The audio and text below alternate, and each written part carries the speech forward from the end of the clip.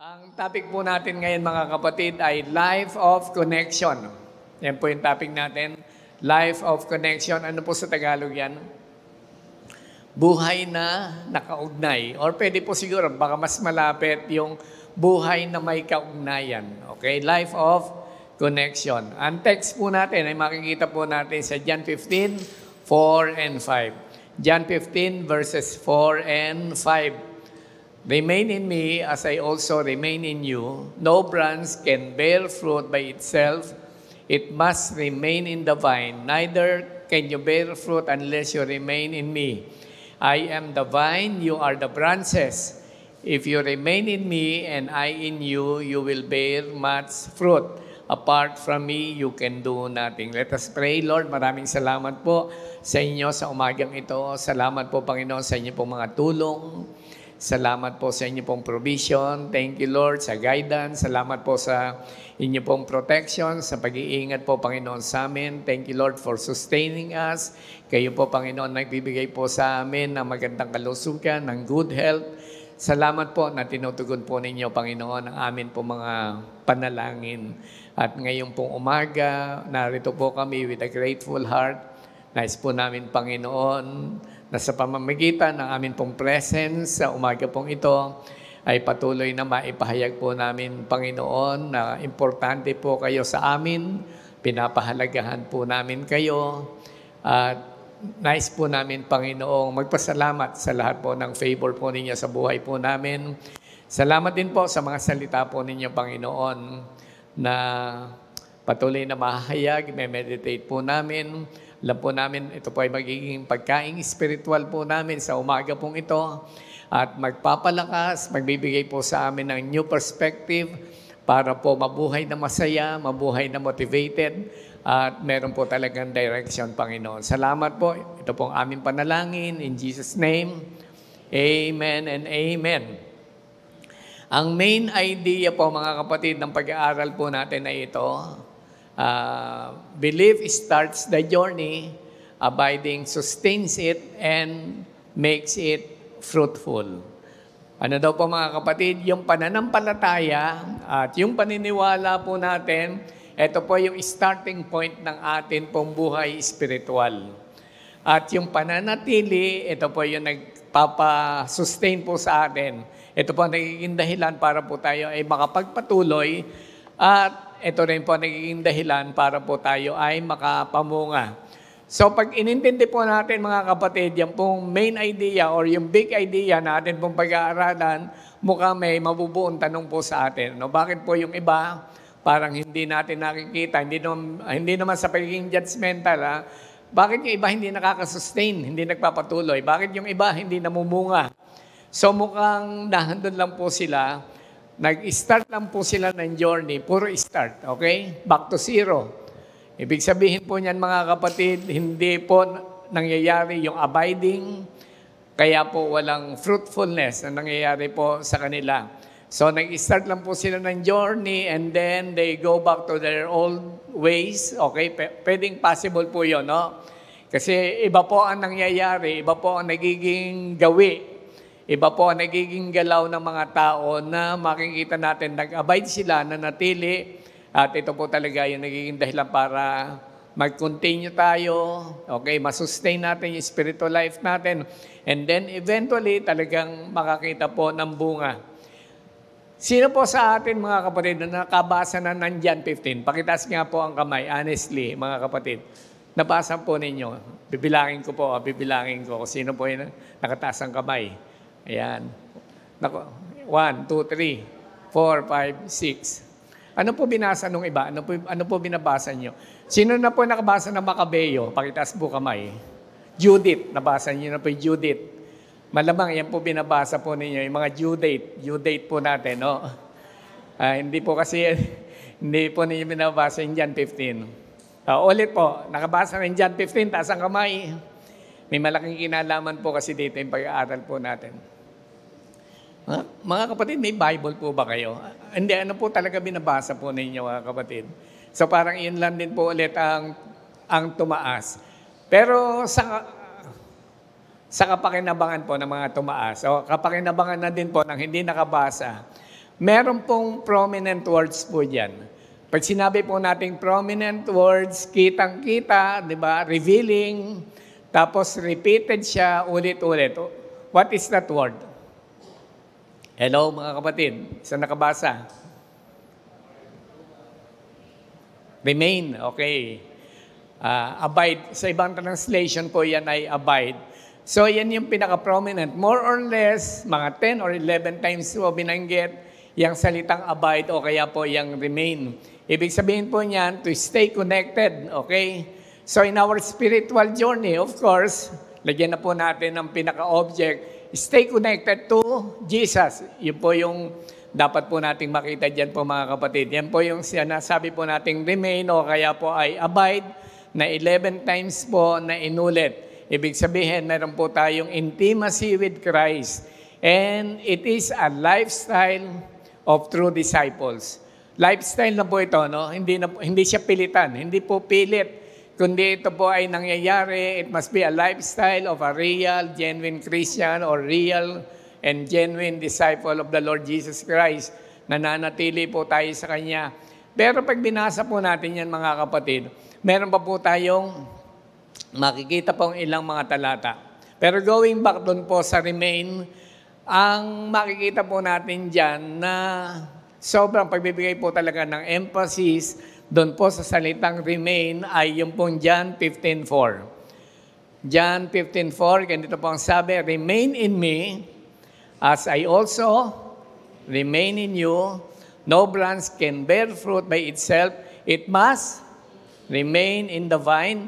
Neither can you bear fruit unless you remain in me. So, naniwala na po kayo sa akin mga kapatid. Oh. Kasi yan po, isang verse pa lang yan eh. Ang dami na pong ulit ng salitang remain para po bigyan po ng emphasis yung kahalagahan po ng connection. Ito po sa mga nakabasa po ng John 15. Hindi nyo po masyadong napapansin po ito. I'm sure, hindi nyo po gano'ng napansin. Pero latter part po nito mga kapatid, meron pong binanggit na love. At yung salitang love po dyan ay ulit-ulit din pong binanggit. Tama po ba mga kapatid? At yung pong love po dyan mga kapatid, kung paano po yung remain, ibig sabihin po natin yan ay connection.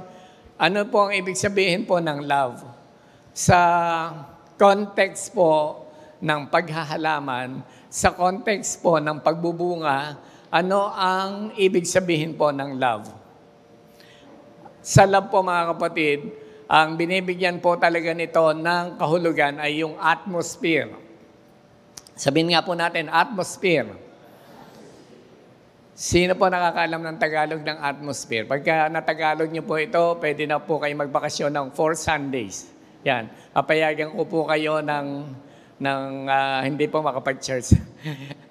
Joke lang po, joke. Baka mag-unahan kayo. Yung pala, ang daming gusto makahula kung ano ibig sabihin ng atmosphere para hindi makapag-church ng Sunday. Ang Tagalog po ng atmosphere ay atmosfera. Atmosfera po talaga yan. I mean, gets nyo na po? Gets? Wala pong wala. Tinitingnan ko po yung meaning yan. Wala po talaga akong magustuhang Tagalog word po sa atmosphere. Sabi po sa Tagalog, paligid. Pwede ba? Pwede sigurong paligid, ano? Paligid. Naisip ko po, simoy. Kapaligiran, sabi ni Kuya Abe. Ano pa? Yung pakiramdam, parang gano'n, yung atmosphere. Bahala na po kayo, no? Pero sa totoo lang, atmosfera po talaga yan. Atmosfera, doon lang po tayo. Parang hindi rin natin tinagalog, no? Alam po ba ninyo, mga kapatid, sa paghahalaman o sa pagbibear ng fruit, hindi naman po basta bunga ng bunga yan, eh. Napakahalaga po sa halaman ang atmosphere. Tama po ba? Hello, mga kapatid. Palagay ko hindi man kailangan na mahilig kayong maghalaman talaga o ito ang passion ninyo para maintindihan po ninyo mahalaga po ang atmosphere. At ito yung love, ito po yung atmosphere talaga for you to sustain your journey and to be fruitful. Tingnan po natin ang verse na makikita po natin na punong-puno po ng love, John 15:9-10. John 15:9 to 10, as the Father has, so I have. Now remain in my, if you keep my commands, you will remain in my, just as I have kept my Father's command and remain in His. So, grabe, no? Ulit-ulit yung salitang love, ano? At may iba-iba pong gamit, yung pag-ibig ng Ama, pag-ibig ni Jesus, pag-ibig din po natin, kasama po yan, no? At yung pananatili sa pag-ibig, naka-incorporate na din po dyan yung pananatili, yung remaining, hindi po nawawala po yan. So, dalawang words na po tayo, prominent words. Ang una po ay remain or abide. Ang pangalawa po ay love. Ang pangatlo po ay fruits. Palagay ko, yan, alam po natin. Pag sinabi po nating fruits o bunga, that is the natural evidence and it is not force but flows. Pag sinabi po nating bunga, natural na ebidensya po ito. Natural na ebidensya ng isang sanga na nakaduktong po sa puno. Ibig sabihin, buhay po siya. It is alive, it is active, kaya po siya namunga. And it is not forced, hindi po siya pinilit, kundi po, yan po ay nag-flow lang. Kusang nangyari na siya po ay nagkaroon ng mga bunga. Yan, marami pa po mga kapatid. Nang tinitingnan ko, marami palang mga words na makikita po tayo na naka-highlight po dito, napaka-prominent.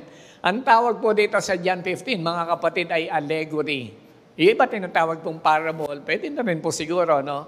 Pero sa totoo, ang tawag po dito ay allegory.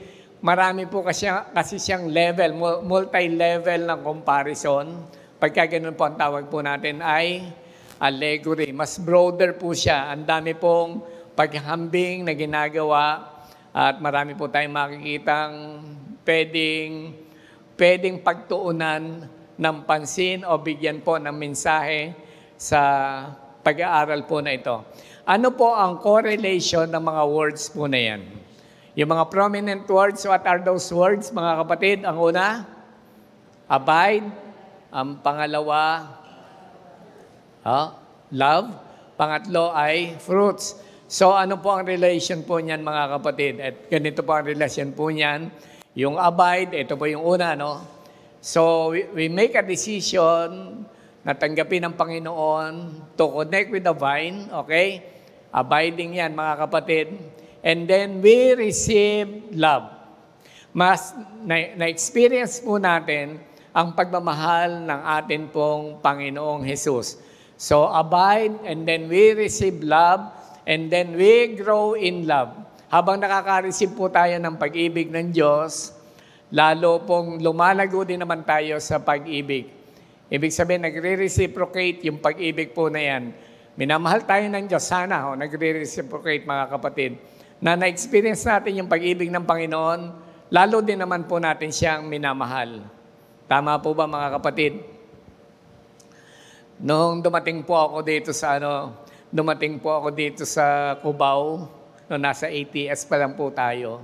Yung pong mga unang kasama po nating mga members, sarap na sarap akong pakinggan yung mga prayer nila eh. Yung Lord, mahal po namin kayo, yung mga ganoon. Yung kanilang panalangin, not the usual form of prayer. Talaga po nag-express sila na parang nakikipag-usap kay Lord, Lord, mahal po namin kayo. So, parang ang sarap sa pakiramdam na isang anak ay nagpapahayag ng kanyang pagmamahal sa atin pong Panginoon. So, dapat nag-reciprocate, sabi po natin, mga kapatid. Yung pong pag-ibig po na yan. Na-experience po natin yung pag-ibig ng God and then umiibig din po tayo sa Kanya. Okay? Of course, hindi natin kayang higitan yung pag-ibig ng Panginoon kasi siya po ang naunang umibig po sa atin. And then, we grow in love, umiibig din po tayo sa atin pong kapwa-tao. So, ulitin po natin yung mga combination po ng word po na yan, papaano po siya, ano ang relation po niya sa isa't isa. Abide. Tapos sabi natin, receive love, we grow in love, and we bear fruit. Okay? We bear fruit, tayo po ay namumunga. Kasi nga po, sabi natin, pagkatama po ang atmosphere, hello mga kapatid, sabihin po natin, tamang atmosphere.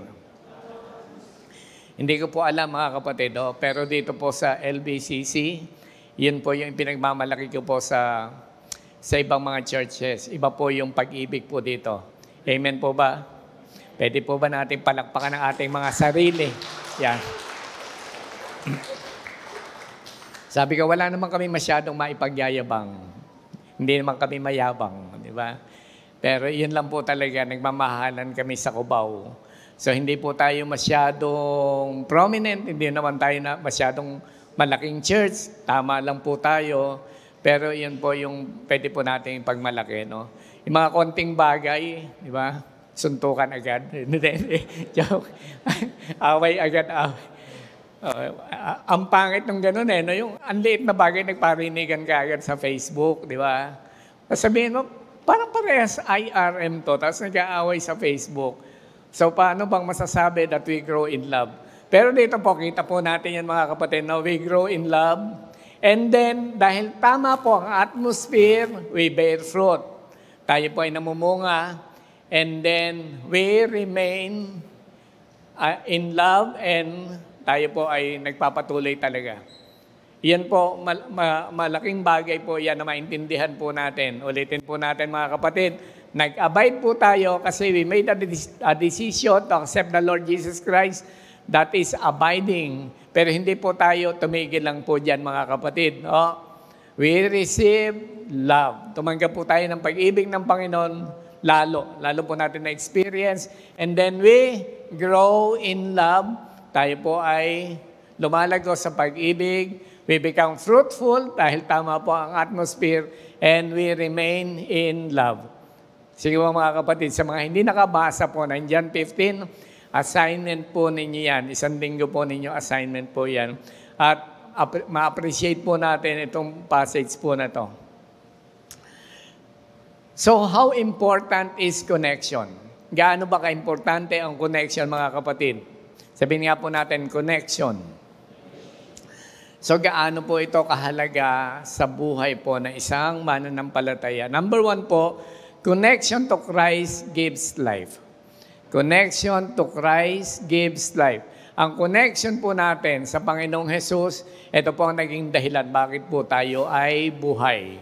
Okay?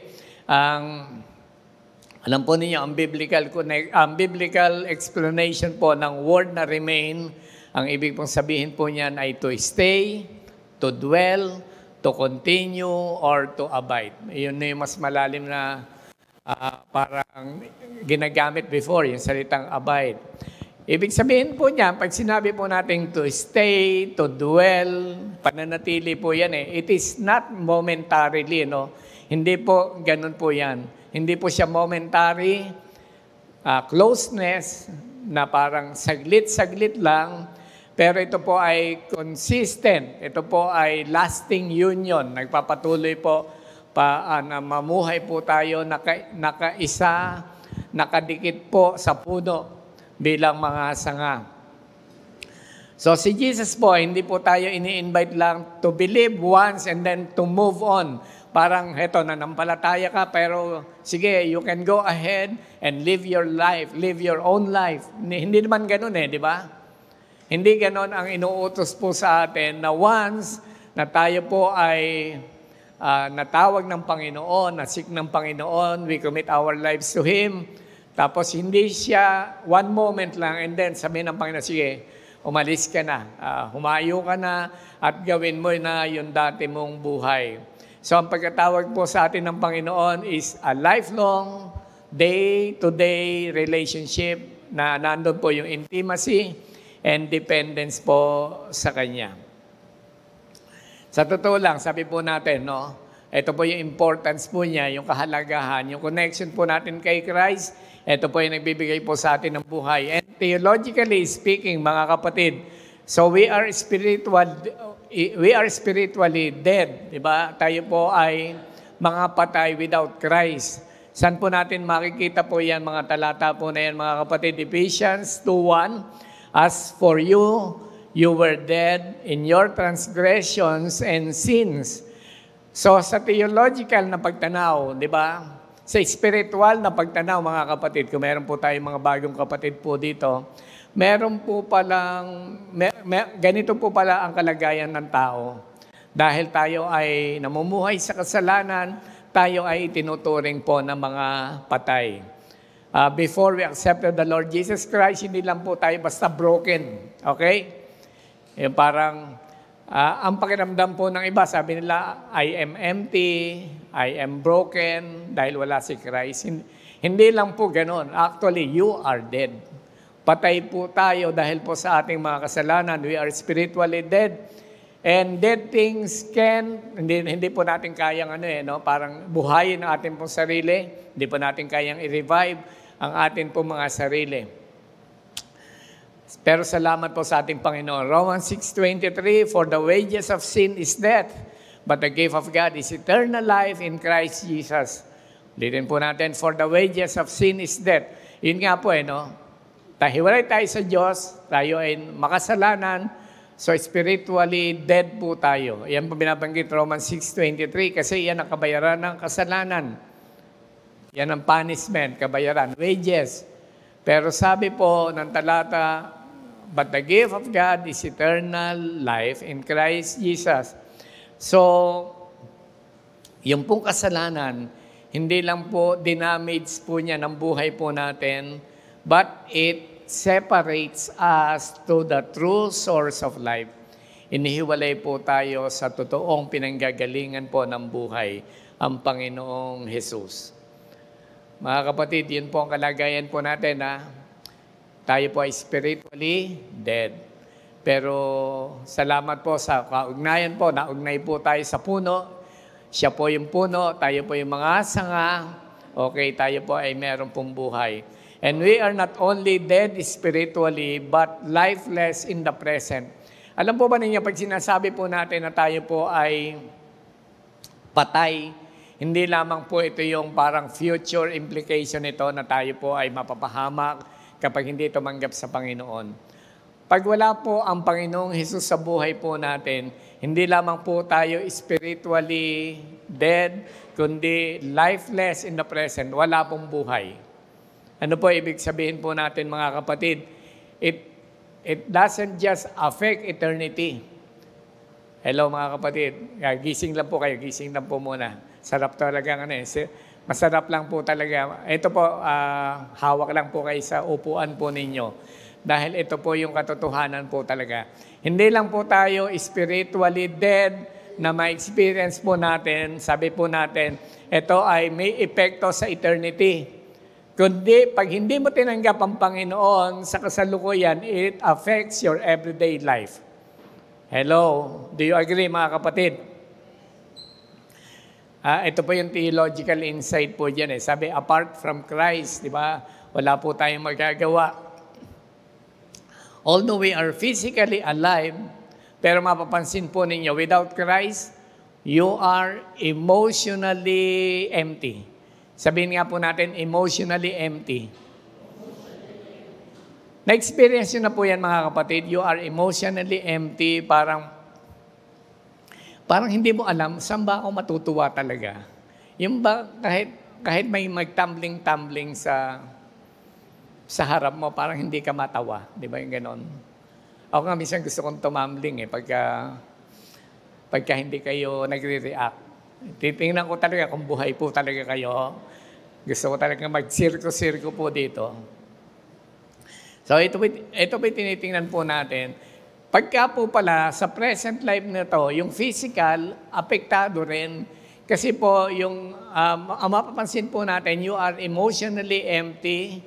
Yung hindi ka, parang wala ka ng reaction, wala ka ng saya sa buhay. Hindi ko po alam kung na-experience po ninyo yan o ako lang. Sige, ako na lang. Huwag na kayo.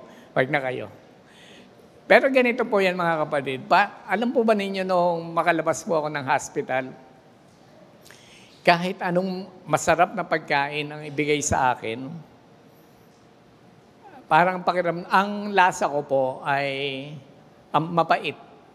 Kaya susubo lang po ako ng konti. Kaya medyo pumayat ako Sa totoo lang, nagpapayat din naman talaga ako. Parang inalaga ako yung sarili ko. Konti na kumukuha sa akin sa showbiz. Konti na lang. Kasi nga medyo lumakit yan ko, tumaba ako. So kailangan ko pong magpapayat para magkaroon ulit ako ng pelikula, may mag-offer ulit. So ito po mga kapatid. Pero ang totoo po niyan, paglabas ko ng hospital, medyo may pait na po yung panlasa ko. Parang lahat ng kakainin ko, isa lang ang lasa, mapait. Kaya gusto ko minsan mataas ang timpla, yung mas matamis para talagang matake ko. Ang Lord, ginawa po ng Lord na napakaraming nerve ending sa atin po mga dila para masatisfy tayo. Tama po ba?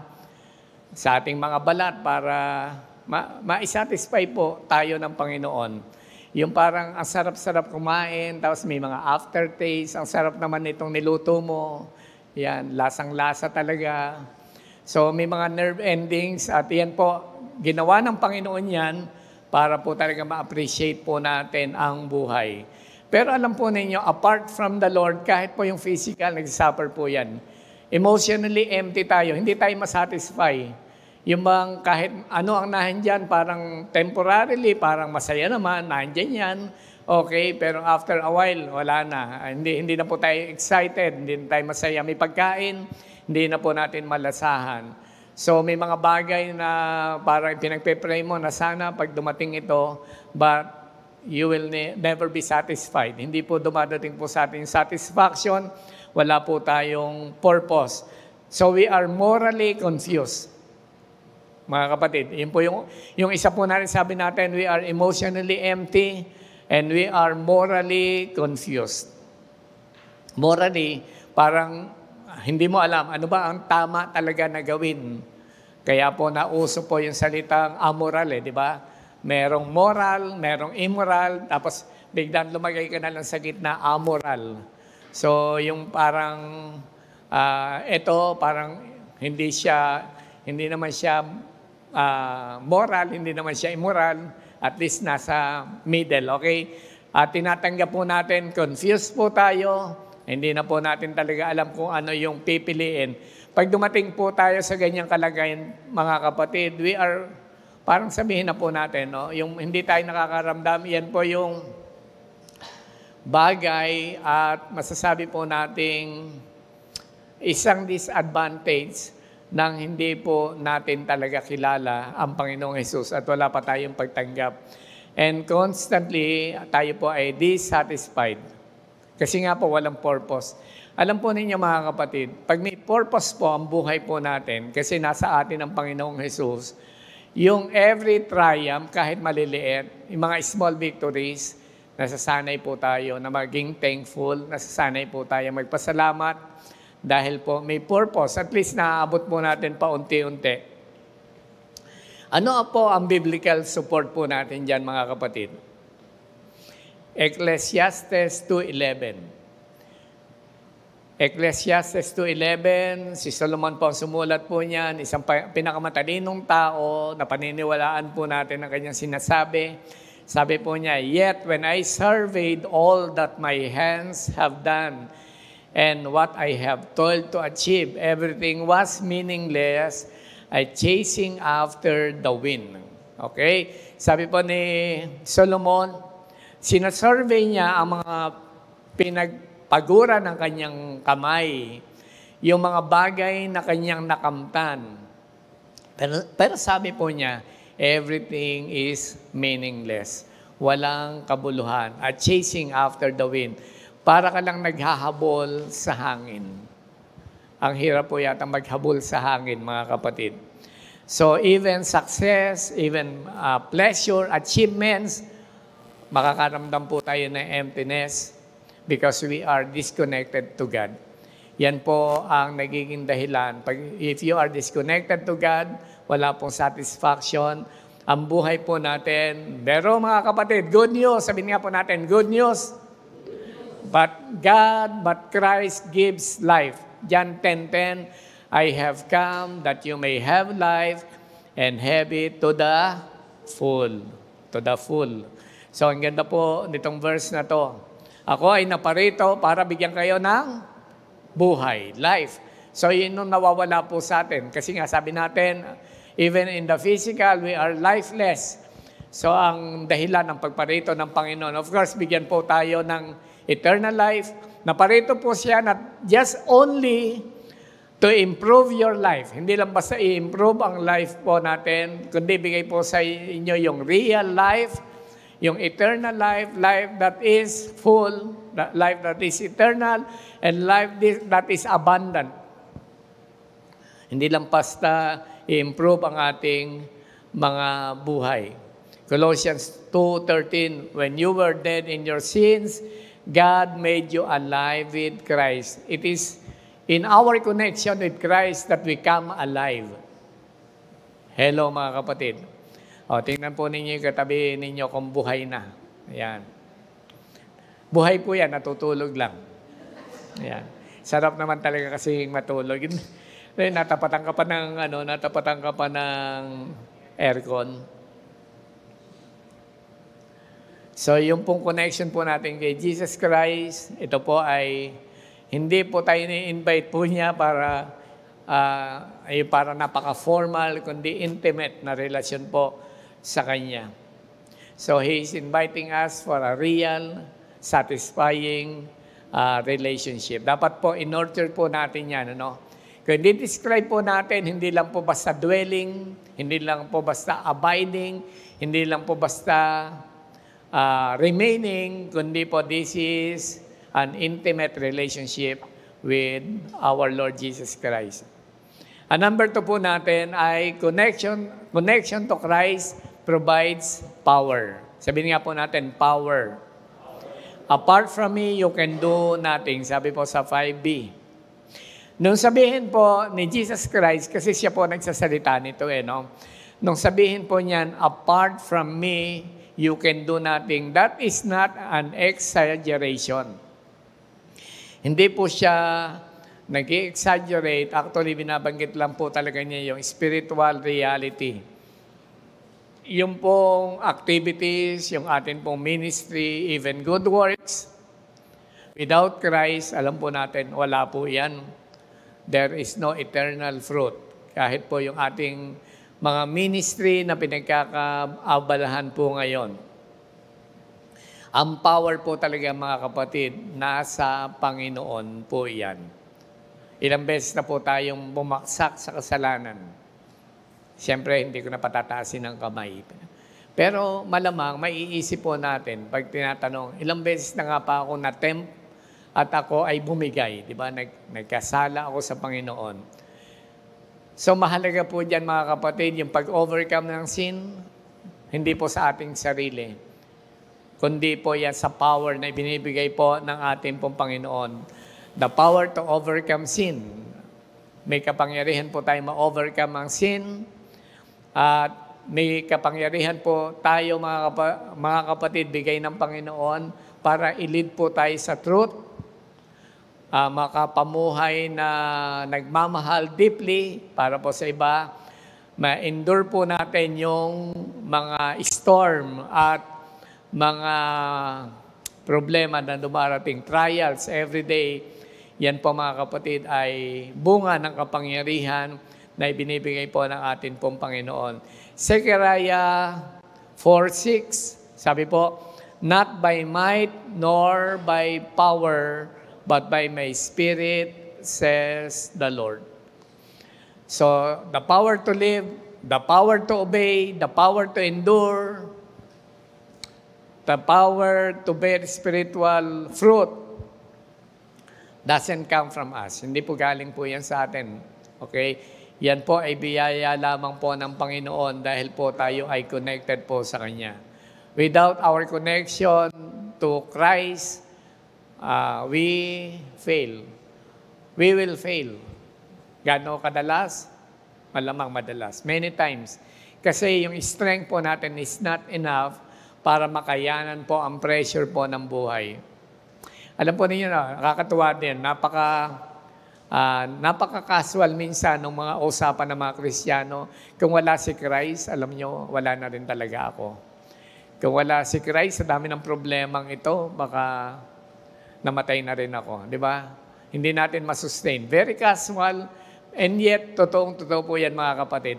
Sa dami ba naman ng pressure ng buhay, hindi naman po talaga natin yan kakayanin. Sabi po ni Jesus, if you remain in me and I in you, ito po, this is not something poetic na parang ang ganda naman tulain ito. Ang ganda-ganda ng pagkakahanay ng mga salita. If you remain in me and I in you. So hindi lang po siya poetic language, kundi po ito po ay spiritual dynamic po ito. Sabihin nga po natin, spiritual dynamic. Hindi po ibig sabihin ito, sinabi, if you remain in me, na manatili kayo sa akin, and I in you, hindi po ito equal partnership. Mga kapatid, hindi po equal partnership na parang kailangan ng Panginoon na mag-remain ka sa Kanya. Tayo, kailangan po mag-remain sa Kanya. Pero siya, kahit hindi ka mag-remain, Diyos siya. Tama po ba, mga kapatid? Hindi po equal partnership po ito. Sa connection po natin kay Christ, tayo po lahat ang nagbe-benefit, hindi po siya. Yung parang sabi natin, parang napaka-egocentric ni Lord, ni Jesus Christ, na parang kailangan laging nakakonect sa Kanya, parang ganyan. Mukhang nasasatisfy yung ego ng Panginoong Jesus kasi we are connected to Him. Hindi po ganon. Hindi po equal partnership po yan. The moment you connect yourself to the Lord Jesus Christ, pakinabang po yan sa atin. Tayo po ang nagbe-benefit. Why, mga kapatid? Hindi po niya tayo kailangan. Pero tayo po may kailangan po sa Kanya. Amen po ba? At ang kailangan nga po natin sa Kanya, yung Kanya pong power, yung Kanya pong pagpapalakas po sa bawat isa po sa atin. Parang ganito lang po mga kapatid, yung connection, parang yung sinasabi natin, we are recipient, parang tayo ay vessel, di ba? Vessel, pero siya po yung source, di ba? Siya yung nagpo-pour, siya po yung nagbubuhos. So, yun po ang connection po natin. At maganda makita po natin yan mga kapatid para lalo po nating i-appreciate yung intimacy, yung kaugnayan po natin sa Kanya. Okay pa po ba kayo mga kapatid? Ito po ang mga supporting verses po natin, Acts 1:8. Especially in doing our ministry, lalo na po mga kapatid sa atin pong pagpapahayag, pagdi-disciple. Acts 1:8, but you will receive power when the Holy Spirit comes on you. So, yan po ay power po ng connection with Christ and the indwelling Spirit. Philippians 4:13. Alam naman po natin, napaka-popular po nitong verse na to, Philippians 4:13. I can do all things through Christ who strengthens me. Ang strength po talaga, hindi po siya nag-originate sa atin. Yung power, hindi po siya nag-originate sa atin. Ito po ay nare-release by abiding in Christ. Ephesians 3:16-17, that out of His glorious riches, He may strengthen you with power through His Spirit in your inner being, so that Christ may dwell in your hearts.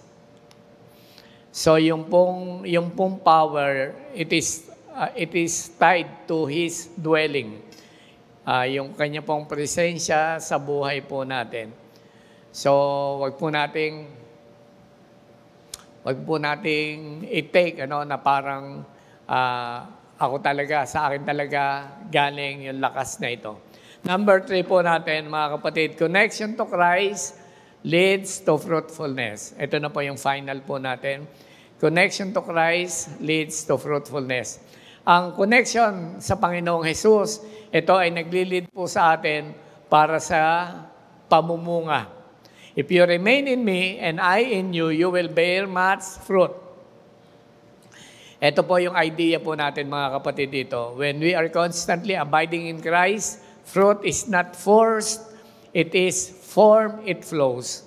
Okay, mga kapatid? Ang pamumunga, hindi po ito pinipilit.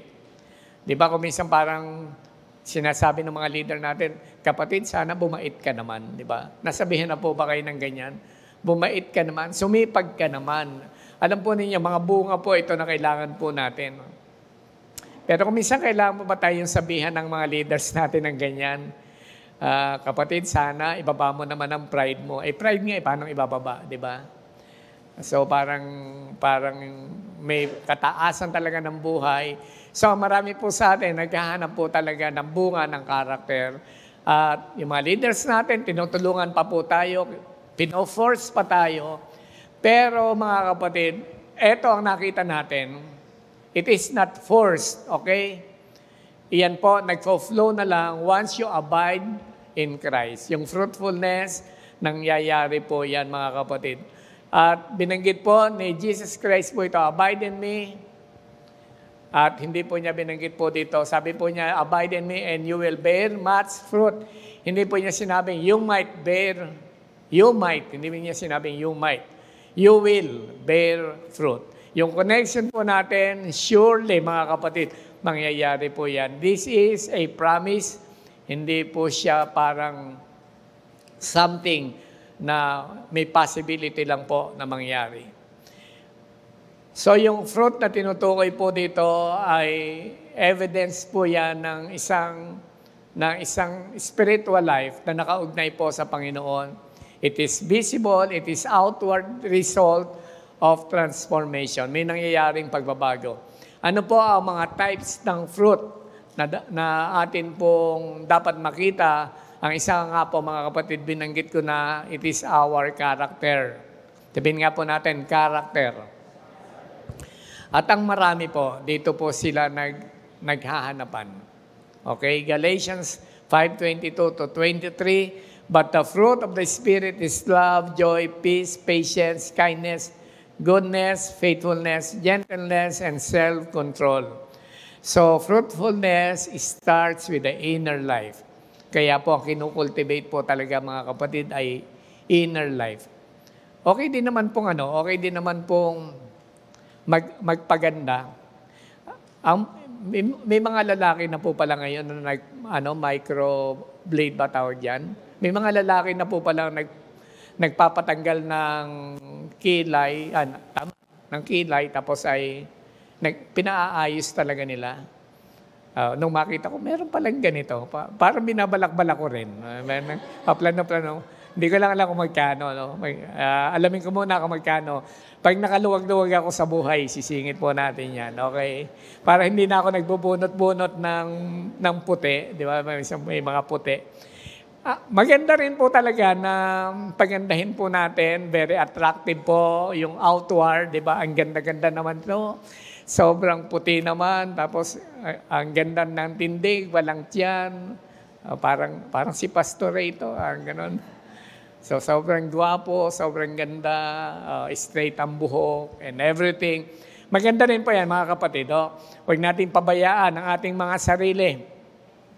Yung iba naman kasi masyadong spiritual. Pabayaan mo na yung sarili mo, basta maganda ugali mo. So, pero siyempre, at the end of the day, yun naman po talaga ang bottom line. Pero kung kaya mong pagandahin pati yung outward, maganda na po yun. Maganda ka na, maganda pa yung ugali mo. So ito po, Galatians 5:22 to 23.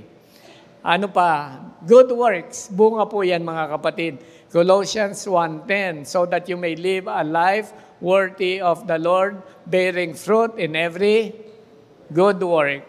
So may good works po talaga. Hindi po tayo naligtas dahil po sa good works, pero iyan po ay bunga ng atin pong pasasalamat sa Panginoon dahil po tayo ay naligtas. Kasama na po dyan yung action, kasama na po dyan yung service, kasama na po dyan yung generosity po natin, kasama na po yung obedience po natin sa Panginoon. Because we are being rooted in Christ, automatic na po, nagagawa po natin yung mabuti. And isa po sa bunga natin ay witness, nagiging patotoo po tayo, nagpapahayag, and discipleship. John 15:16. Ito po yung isang madalas po natin marinig sa John 15. You did not choose me, but I chose you and appointed you so that you might go and bear fruit that will last. So, ang emphasis po ng marami po talaga dyan, ang context po niyan, is about making disciple. Ito po yung fruit that will last. Ang true fruit, mga kapatid, ang tunay na bunga ay nagmumultiply. Ang tunay na bunga po ay nagmumultiply yung mga taong na ililid po natin sa Panginoon para i-build ang Kanya pong kingdom. Sama na ng tingin niya sa akin. Sabi ng iba, parang si pastor humahaba ng mag-preach. Narinig ko po yan. Kaya matatapos na po mga kapatid. So kailangan po natin ay spiritual vitality. Kung gusto po ninyo mga kapatid na mapanatili yung connection, kasi alam natin kahalagahan ng connection. Yung connection po, ano nangyayari? Nagbibigay po yan ng buhay. Yung connection, nagbibigay po yan ng power, ng lakas, kapangyarihan. Yung connection, ano pa? Yan po ay nagdudulot po, inililid po tayo niyan para magkaroon ng mabungang pamumuhay. So, kailangan po natin ay spiritual vitality. Pag sinabi po natin spiritual vitality, ito po ay yung quality ng pagiging Kristiyano po natin na tayo po ay, sabihin po natin, spiritually alive. Tayo po ay buhay. Okay? Very enthusiastic, di ba? Buhay ang ating, buhay na buhay, ang buhay spiritual mo. Palagay ko po, mga kapatid, may redundancy ako minsan ng word eh. Buhay na buhay ang iyong spiritual life. May redundancy kasi meron po talagang spiritual life na parang nanlulungo, yung parang gano'n, lulugo-lugo. Yung bang kailangan mo pang laging kinakalabit, di ba? Laging pinapaalalahanan, laging sina-challenge, laging kinukumpel, ini-encourage, minomotivate para lang mabuhay spiritual life, para lang sumimba, para lang manalangin, para lang mag-devotion, para lang umattend ng kanyang life group. So yung mga ganun, no? Parang spiritual life na walang kabuhay-buhay. Kasi kailangan mong kinakalabit lagi mong binubuhay. Pero kailangan po natin spiritual vitality. In other words, dapat active, dapat buhay po talaga. May quality of being spiritually alive, may quality of being spiritually healthy, malakas. We are growing in our relationship with Jesus. So yan po yung kailangan po natin. Ito po ay evidence po na yung buhay po natin sa Panginoong Hesus connected and it is overflowing. Nananagana po talaga yung pag-ibig ng Panginoon sa atin. And that love that we receive from God, that we receive from the Lord Jesus Christ, it grows and ito po yung nagiging dahilan. It is the reason why we continue, we sustain our spiritual life and we remain in His love. Mga kapatid, tayo po ay tumayo, tayo po ay manalangin.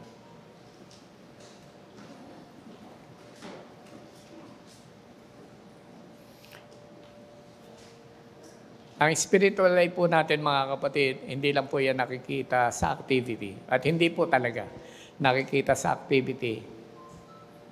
Kundi po yung atin pong connection sa Panginoon. Hindi lamang po religious performance para masabing tayo po ay alive talaga. Kundi ito ay totoong relational connection with our Lord Jesus Christ. So kung tayo po, nawala na po yung ating mga devotion, di na po natin masyado napapahalagahan. Mukhang yung intimacy with God, mukhang nanineglect na po natin. Pwede po natin sabihin we are doing our part, we are still performing, pero hindi na po tayo nagpo-produce, di ba? Magkaiba po yan, mga kapatid. Iba po yung performing kaysa po sa producing. So, kung makita po natin, mga kapatid, hindi po tayo namumunga. Maybe we need to check our intimacy with God, our connection with Him. Kasi po, totoo po yan. Ulit-ulit pong binabanggit sa John 15. meron pong power, meron pong life, meron pong fruitfulness.